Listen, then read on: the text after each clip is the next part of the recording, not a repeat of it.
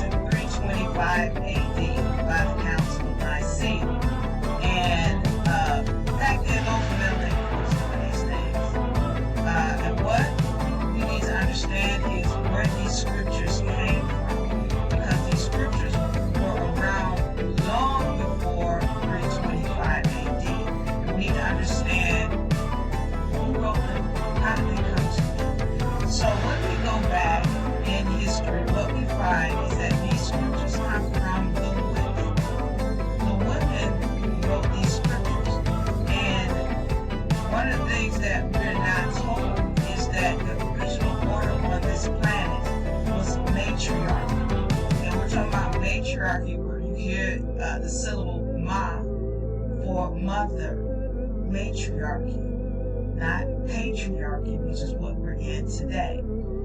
And so what we have to understand is that when we're going back into history, that everything comes from the woman. Everything. Yes, he comes from the woman. And what has happened is we've got to recognize that her stories have been rewritten